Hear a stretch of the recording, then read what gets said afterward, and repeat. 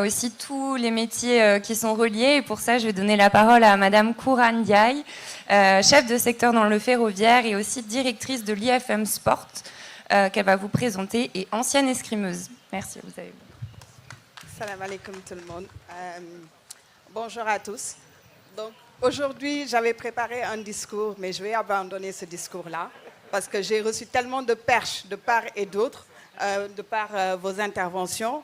Monsieur Diaba vient de finir en parlant de l'insertion professionnelle et la reconversion des jeunes après leur carrière ou même les anciens sportifs. Il y a Monsieur Mboup de tout à l'heure qui nous a parlé de tout ce qui est investissement dans le sport et comment faire participer, en tout cas faire travailler les jeunes dans le domaine du sport, parce que c'est une industrie qui en 2022 faisait 480 billions de dollars en 2022. Les estimations pour 2028 sont de 680 billions de dollars, pardon pour l'anglais.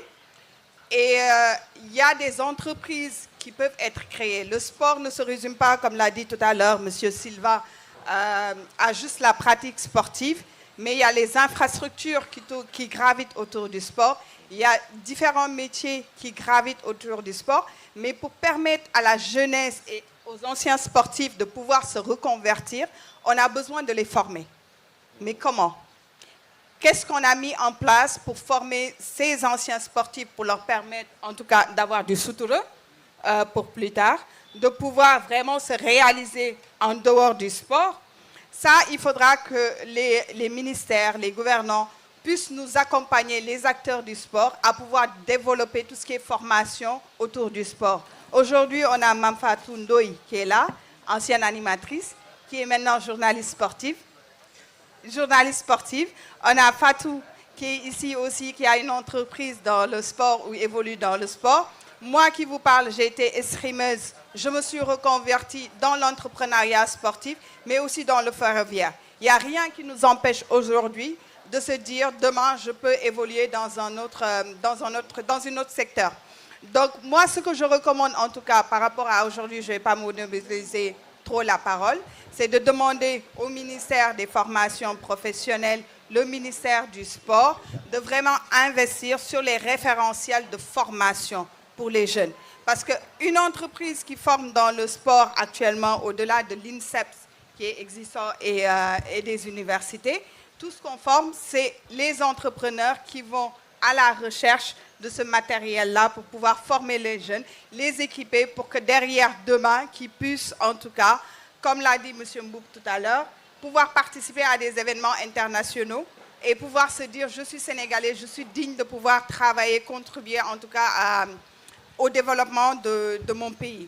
Donc moi, c'est le message que je lance en tout cas aux représentants de la ministre du Sport, de pouvoir vraiment travailler sur tout ce qui est référentiel de formation pour pouvoir permettre aux jeunes de pouvoir se retrouver et de gagner leur vie à travers le sport et de ne pas, malheureusement, à la fin de leur carrière, de ne pas avoir quelque chose à faire derrière. Parce que quand on parle de sport, on a le tourisme sportif qui a été noté tout à l'heure, on a tout ce qui est équipement sportif. Aujourd'hui, tout ce qu'on développe dans l'équipement sportif, on l'achète sur le marché, ça nous vient de l'étranger, c'est de la friperie. Or, on peut former des jeunes qui sont ici au Sénégal, qui peuvent coudre des tenues sportives et des tenues de qualité. On a le matériel, on a l'expertise au Sénégal. Donc, il faudra qu'on accompagne ces jeunes-là pour que derrière, qu'ils puissent se former et créer leurs entreprises dans le sport et faire participer à l'économie sportive de ce pays. Et il y a d'autres exemples, hein, que ce soit dans les métiers du cheval, dans le football, dans le basket. Et même si on regarde aujourd'hui, on est en train de réfectionner tous les stades au Sénégal. Qui sont en train de les réfectionner? Ce n'est pas des Sénégalais souches. Le marché n'est pas attribué aux Sénégalais.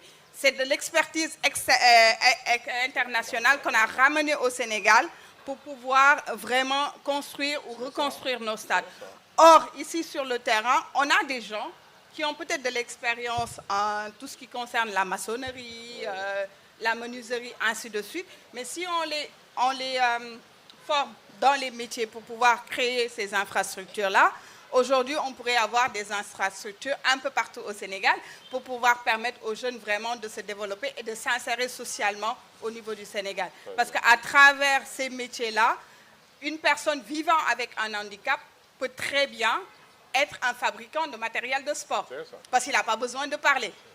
Par exemple, si on parle de quelqu'un qui n'arrive pas à parler, il peut bel et bien travailler, avoir son entreprise, réussir sa vie sans pour autant parler. Donc il faudra derrière que le ministère accompagne les acteurs du sport à vraiment se développer et avoir de l'expertise nationale. Merci beaucoup. Merci, Koura. Merci beaucoup. Donc je vais enchaîner avec